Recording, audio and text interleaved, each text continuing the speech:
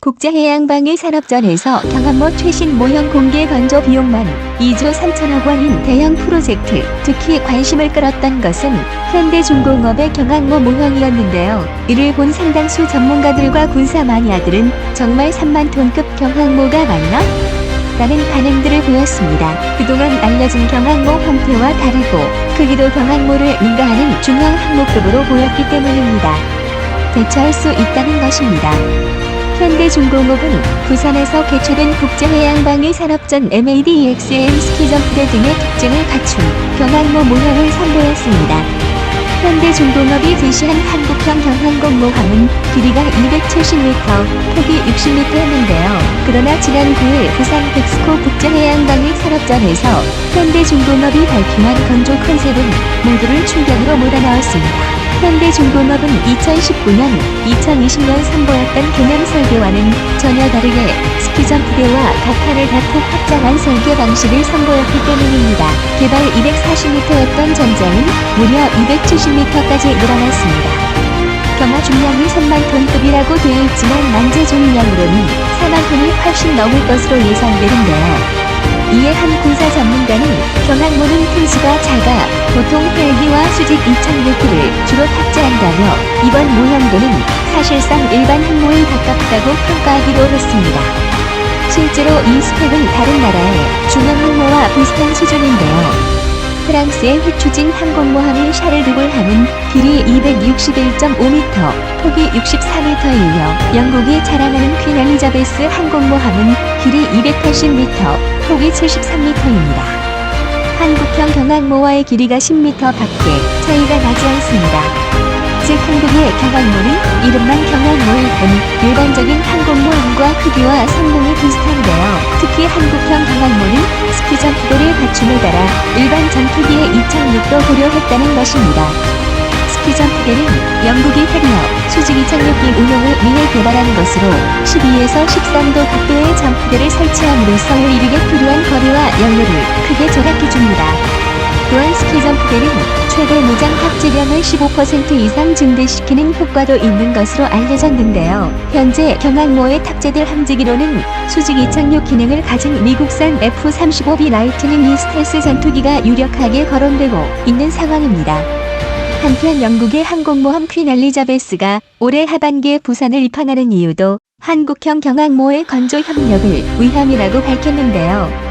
영국은 한국의 경항모 건조 계획에 비상한 관심을 두고 기술 협력과 운용 인력 교육 등 파트너십 구축을 희망하는 것으로 알려졌습니다. 경항모를 건조하는 데는 F-35B 등 수직 이착륙 전투기의 고열을 견디는 갑판 기술과 전투기 이착륙에 따른 갑판 형태 등의 기술이 중요한데요. 앞으로 양국 간에는 이런 핵심 기술과 관련한 협의가 진행될 것으로 예상됩니다.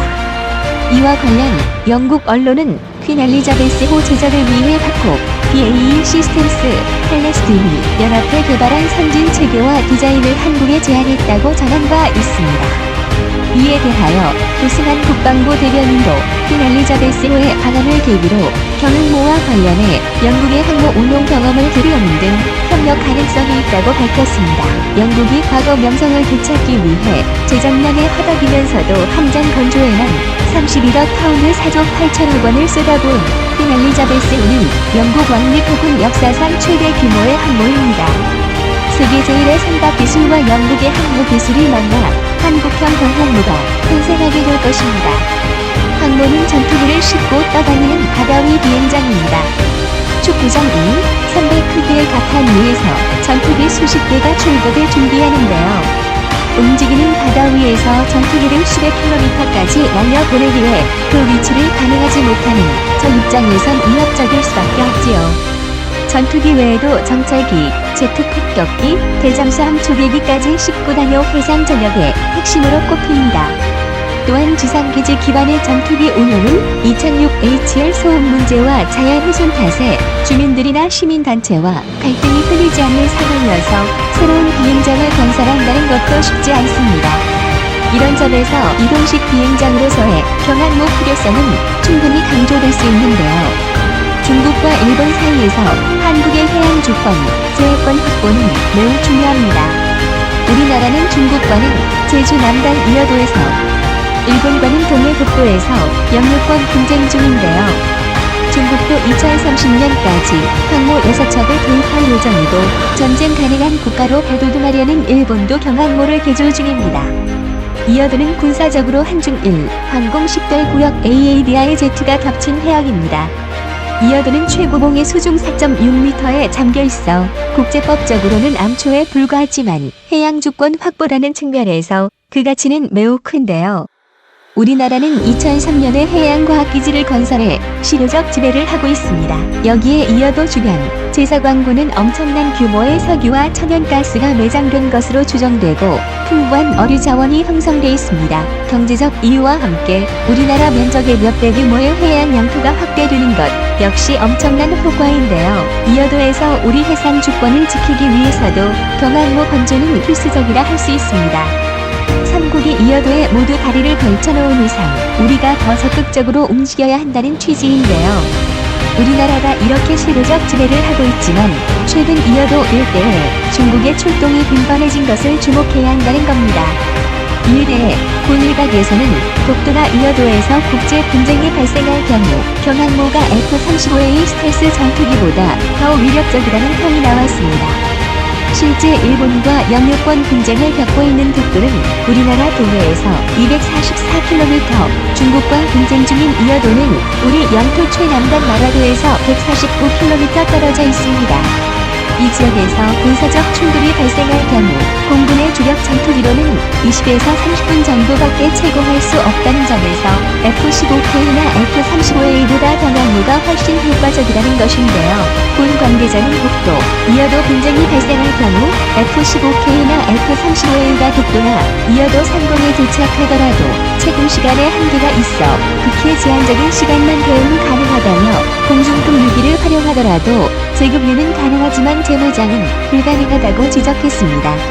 이 관계자는 그러면서 항공모함이 운용하는 전투기는 지상 발진 전투기에 비해 모기지 왕복 시간이 줄어 분쟁 해역에서 더 빨리, 더 자주, 더 멀리서 대응 가능하다고 강조했는데요.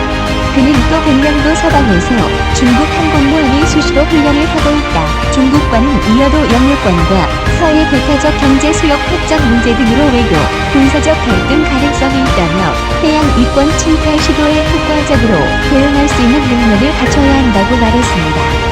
이 관계자는 경항모 건조에 지나치게 많은 비용이 든다는 지적에는 항모전투단을 구성하는 대부분의 항정과 헬기 등은 이미 확보해 운용 중이거나 국방종기 계획에 반영돼 있으므로 추가로 소요되는 예산은 많지 않다며 경항모 건조에 10년 이상 걸리므로 건조비를 10년에 걸쳐 분산하면 해마다 투입되는 예산은 국방재원 범위 안에서 충분히 지원 가능하다고 반박했습니다. 경항도 건조에 드는 비용이 아깝다면 여성가족부를 해체해서 국방비 예산을 증액시키면 될 것입니다. 쓰잘데기 없는 성인지 예산을 없애고 경항모 건조에 투자하여 더욱 강력한 국방력을 가져야 할 것입니다. 한 척의 항공모함은 그 자체로 거대한 군사기지인데요. 해군이 항공모함 전력, 즉 항모전단을 보유하고 있다는 것은 해상 방위력을 넘어 국방력 내지 국력을 가늠하는 기준이 됩니다. 그래서 항공모함이 다른 무기들보다 중요한 것입니다.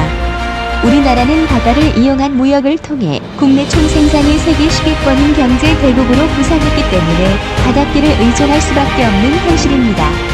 또한 우리나라는 세계 8위 석유 소비국으로 원유의 100%를 수입에 의존하고 있으며 국물 자급률도 23%밖에 되지 않아 77%를 바닷길을 통한 수입에 의존하는 실정입니다. 우리나라의 경제 규모가 성장함에 따라 최근 20여 년간 수출입 물동량은 약 6배 증가했습니다. 해가 갈수록 우리 경제의 바닷길 의존도가 높아지고 있고 해상 수송로 보호의 중요성이 커지고 있습니다. 따라서 남중국해에서 벌어지는 중국의 영토 분쟁은 남의 일이 아닙니다. 중국이 남중국해를 장악하게 되면 한국의 생명선을 중국에 주게 되는데요. 중국이 세계카토 열도를 장악하면 동중국해로 나아가는 문이 열리게 됩니다. 그렇다면 중국은 애무를 내려하려 할 것이고 한국의 배타적 경제 수역과 이어도 영유권에 본격적으로 도전해 올 것입니다. 그렇기 때문에 한국형 경항모 건조는 꼭 필요한 사업이라고 할 수 있습니다. 우리 대한민국은 항공모함을 건조함으로써 1선진 대양이군으로 자리잡게 될 것입니다.